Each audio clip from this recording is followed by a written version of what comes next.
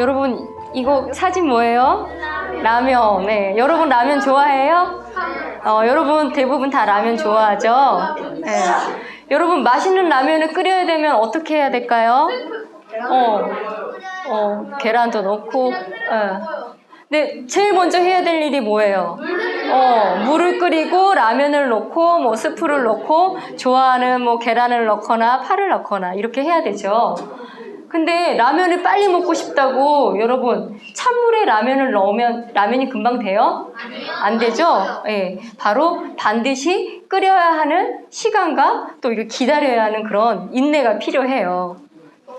네, 여러분 혹시 여러분 미래의 장래희망 다 가지고 있잖아요.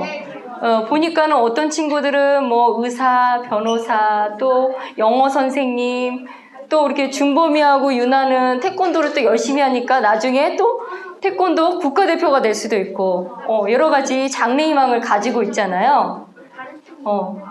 온유가 무슨 장래희망 얘기하고 싶은 것 같은데 혹시 장래희망 뭐 되고 싶은 거 있어요? 축구선수. 축구선수. 맞아요.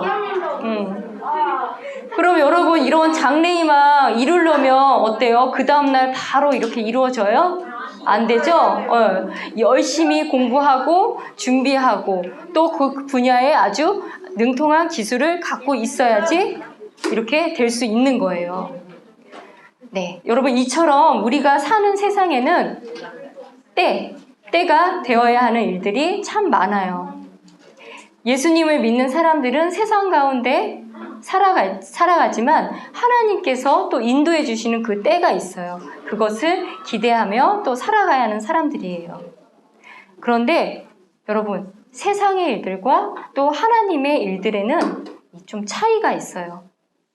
세상의 일들은 사람의 노력으로 그 일들이 이루어지는 때를 그 사람이 조절할 수가 있어요. 그런데 하나님의 일들은 하나님께서 그것을 주관하세요. 당연히 믿는 사람은 그것을 위해서 열심히 노력을 해야 되죠. 왜 그럴까요? 바로 하나님의 일들의 목적은 하나님께서 영광 받으시는 그러한 방향으로 되기 때문에 하나님께서 그 일을 주관하시는 거예요. 이때 믿는 사람들이 필요한 건 하나님을 믿고 하나님이 정하신 때까지 인내를 가지고 하나님을 신뢰하며 되는 거예요. 네, 여러분 아까 전에 우리 제목을 봤어요. 오늘의 제목이 뭐예요? 하나님의 때, 하나님의 영광. 여러분 많이 알고 있는 내용인 것 같죠? 나사로의 부활 사건. 바로 오늘 나사로의 부활 사건을 가지고 어떻게 하나님께서 우리에게 교훈을 주시는지, 우리가 이것을 통해서 어떤 말씀의 교훈을 얻을 수 있는지 나눠보는 시간을 가지려고 해요. 여러분, 나사로가 병들어 죽게 되었다는 소식을 예수님께 전했는데 예수님께서 바로 가시지 않고 무려 며칠이나 지체하고 도착을 했는지 여러분 말씀 기억해요? 네, 나흘, 4일이나 지난 뒤에야 그곳에 도착하게 돼요. 사람이 바로 생각하는 때, 우리가 생각하는 때는 언제예요? 예수님께서 사랑하는 나사로가 병들었으니까 당장이라도 달려와서 고쳐주시면 좋겠는데 그러한 때하고 하나님이 일하시는 때가 다르다는 거예요. 예수님께서 일부러 아니면 혹시 게을러서 그곳에 늦게 도착하셨을까요? 네, 아니죠? 바로 이러한 질문을 가지고 오늘 한번 말씀을 알아가 보려고 합니다. 또한 여러분 그리스도인들이 어려움이 올 때 문제를 바라보는 시각은 또 어떠해야 하며 하나님의 때를 기다리며 어려운 일을 통해서 어떻게 하나님께 영광 돌릴 수 있는지 우리 생각해보는 그런 시간을 갖길 원해요. 네, 오늘 본문의 말씀은 굉장히 긴데 우리가 읽은 건 17절에서 27절이에요. 오늘의 이제 3명의 남매가 나와요. 나사로, 또 마리아, 그 다음에 마르다 이렇게 3남매가 베다니에 살고 있었어요. 나사로의 누이들이 예수님께 주께서 사랑하시는 자가 병들었습니다 라고 예수님께 소식을 보냈어요. 이게 오늘 말씀의 3절에 나와요. 우리가 읽지는 않았죠? 네, 언제 죽을지 모르는 급박한 상황이니까 예수님 와서 고쳐주십시오 라고 이렇게 간구하는 거예요. 그런데 오늘 읽은 말씀을 선생님 보면서 몇 가지 의문점, 미스테리가 있어요. 여러분 잘 들어보세요. 예수님이 그렇게 사랑하는 나사로가 병들었다고 하면 여러분 빨리 가서 고쳐주셔야 하는데 그 소식을 듣고도 무려 4일이나 지난 뒤에야 나사로를 보러 가셨어요. 왜 그러셨는지 이게 첫 번째 의문점이에요. 두 번째는 여러분 예수님은 말씀 하나로 기적을 일으키실 수 있는 분이시잖아요. 맞아요? 네. 그러면 직접 그곳에 가지 않아도 어때요? 마음속으로 나사로가 병들게 그 즉시 일어나라 라고 하면 어때요? 예수님이 가시지 않아도 바로 기적을 일으키실 수 있는 분인데 왜 그렇게 하지 않고 나사로를 죽게 내버려 두셨을까? 혹시 여러분 생각한 적 있어요? 이 나사로 사건을 통해서? 이런 생각을 한번 하면서 이 내용을 들어보면 아주 더 유익할 거예요. 이렇게 예수님이 베다니에 도착을 하니까 마르다와 마리아가 예수님께 동일하게 말을 해요. 예수님께서 여기에 계셨더라면 내 오라비가 죽지 않았을 거예요 라고 어때요? 두 사람 다 모두 안타까워하면서 약간은 원망을 하게 돼요. 어때요? 우리도 아마도 이런 상황이라 그러면 동일한 원망을 하게 될 거예요. 그리고 이 베다니는 예루살렘에서 3.2km밖에 안 떨어져 있다고 해요. 그러니까 사실은 걸어서도 한 30분, 40분 정도면 충분히 갈 수 있는 거리예요. 가까운 거리예요. 네, 이렇게 사람의 생각으로는 나사로의 죽음을 막기 위해서 예수님께서 더 일찍 그곳으로 오셨어야 했다는 생각밖에 못하고 있어요. 그래서 이런 마리아, 마르다가 이렇게 좀 예수님을 원망하는 그런 대화 내용을 보면서 마리아와 마르다도 이렇게 성경에 기록된 인물이지만 우리와 똑같은 사람이구나 라는 생각이 여러분 들어요. 여러분 잘 생각해봐요. 우리에게 사고가 생기면 선생님이 그랬어요. 아니 왜 예를 들어 교회를 오는 길에 사고가 났어요. 아니 왜 내가 교회에 오려고 하는데 왜 사고를 나게 그냥 두셨어요? 아니면 그 순간 도와주시지 왜 그렇게 하지 않으셨어요? 아니면 하나님의 자녀인데 왜 하나님의 자녀를 그렇게 내버려 두셨어요? 라고 사실은 좀 원망할 때가 선생님 좀 있거든요. 여러분은 어떠세요? 하나님의 자녀라면 좀 보호해 주셔야 되는 거 아닌가? 이런 생각을 좀 할 때가 있잖아요. 예. 그런데 예수님은 이런 상황에서 마리아와 마르다가 예수님을 원망하는 그런 말을 들었을 때 뭐라고 답하셨을까요? 여러분? 책망하셨어요? 아니 왜 이렇게 믿음이 없어? 이렇게 책망하셨어요? 네. 너는 왜 이렇게 믿음이 없냐라고 전혀 책망하지 아니하시고 예수님은 이미 사람들이 얼마나 연약한 존재인지 알고 있었어요. 그래서 책망하지 아니하시고 예수님이 마르다의 얘기를 다 듣고 이렇게 얘기했어요. 내 오라비는 반드시 일어날 거다라고 말씀하세요. 그러니까 마르다가 그 얘기를 듣고 네, 예수님, 마지막 날에 우리가 부활할 것을 저는 이미 잘 알고 있습니다. 라고 대답을 했어요. 이 마르다의 대답은 뭐냐면 이 세상 끝날 마지막에 부활한다는 그러한 개념으로 알고 있었던 거예요. 그랬더니 그 대답에 예수님께서 우리가 너무나 잘 알고 유년부 때 암송했던 25장 26절의 말씀을 해주세요. 우리 한번 같이 읽어볼까요? 25절, 26절. 예수님께서 그녀에게 이르시되 나는 부활이요 생명이니 나를 믿는 자는 죽어도 살겠고 누구든지 살아서 나를 믿는 자는 결코 죽지 아니하리라. 이것을 내가 믿느냐? 네, 이렇게 질문을 하시게 되는 이렇게 말씀을 하게 됐어요. 여러분 이 말씀 굉장히 많이 암송하고 또 알고 있는 말씀이죠? 이 말의 의미는 무엇일까요? 바로 이 세상이 끝나는 마지막 날에 부활하는 것이 아니라 예수님은 언제든지 죽은 자를 일으킬 수 있는 능력의 하나님이다. 내가 바로 예수님이 사람들에게 부활 교리나 이런 원리를 알려주시려고 이 땅에 오신 것이 아니라 바로 내 자신이 언제든지 사람을 부활시키고 스스로 부활할 수 있는 생명 자체시며 능력의 하나님이다라고 말하는 아주 중요한 말씀이에요. 그럼 여러분, 나를 믿는 자는 죽어도 살겠고, 이것은 무슨 의미일까요? 여러분, 우리 예전에 데살로니가 전서에서 부활과 휴거에 대한 소망의 말씀을 배웠어요.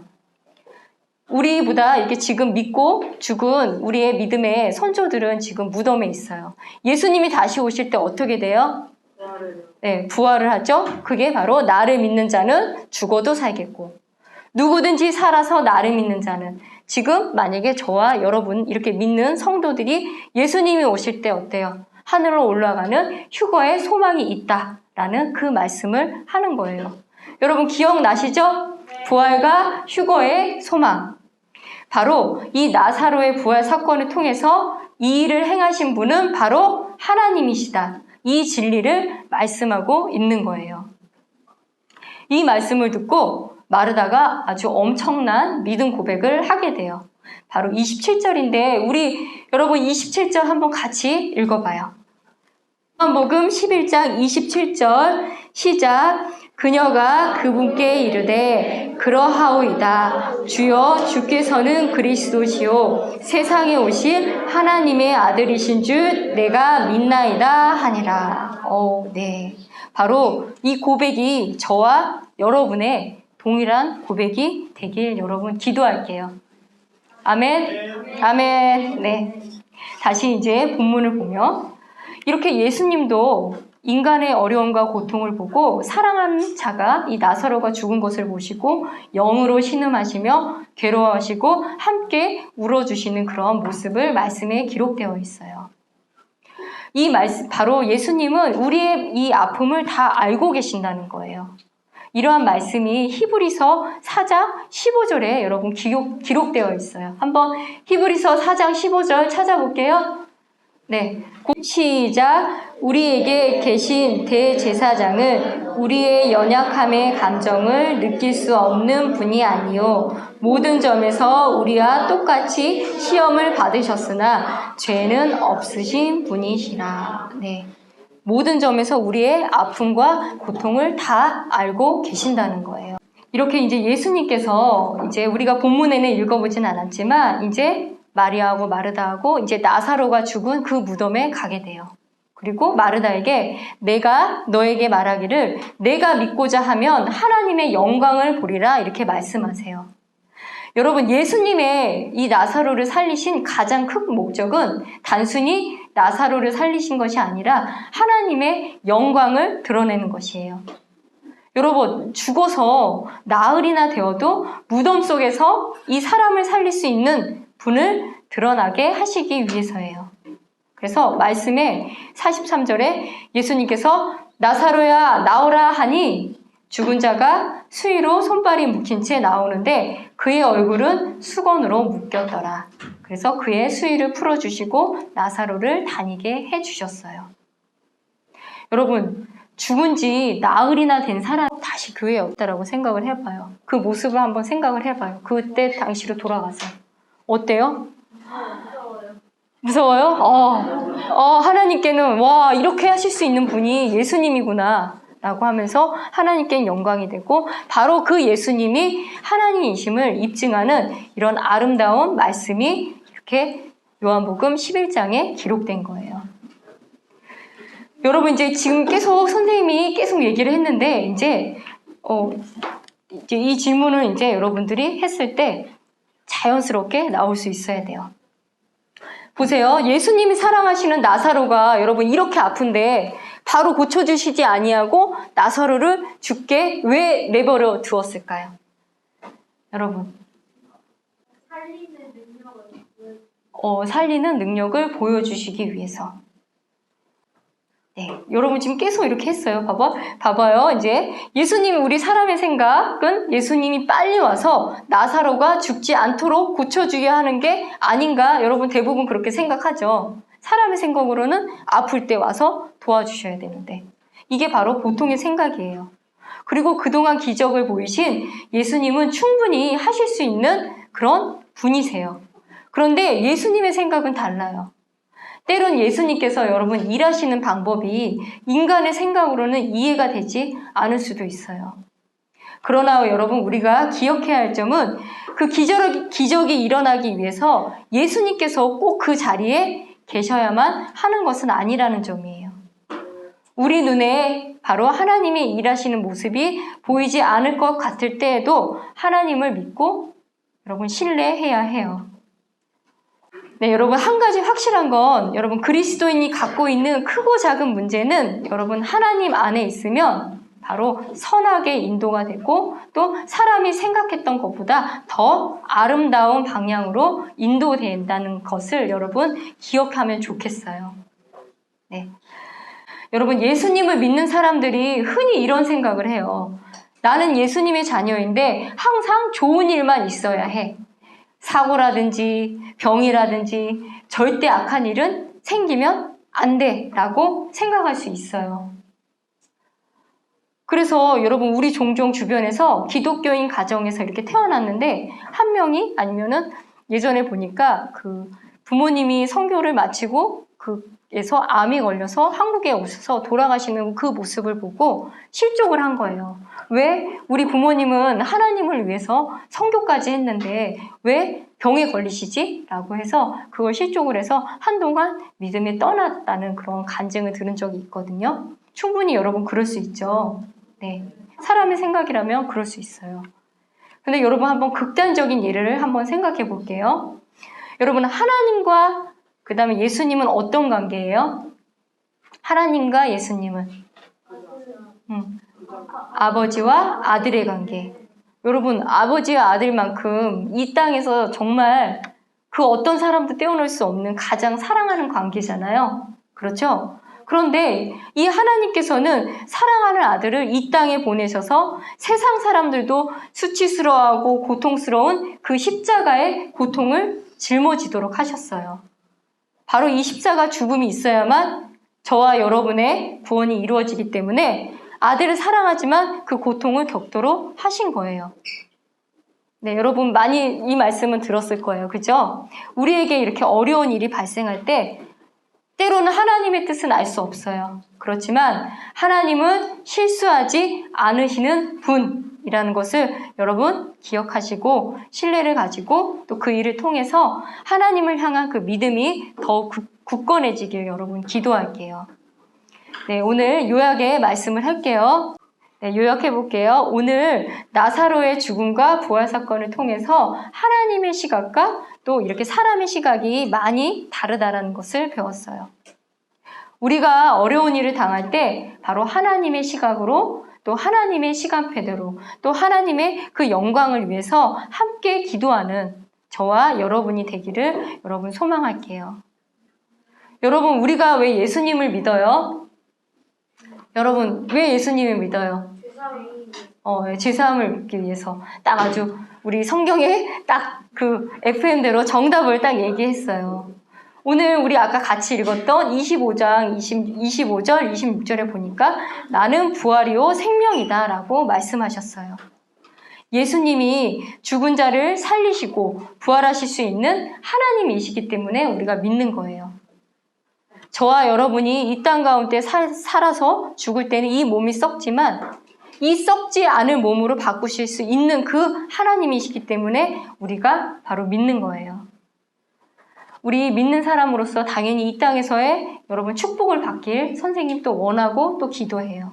그렇지만 앞으로의 우리들을 위해서 예비하신 이 영적인 복을 기다리며 또 하나님께서 예수님께서 다시 오실 그 때를 기다리며 우리 각자의 삶을 또 신실하게 또 생활할 때 여러분 기쁘게 이렇게 생활하시길 여러분 소망할게요. 네, 기도하고 마치겠습니다.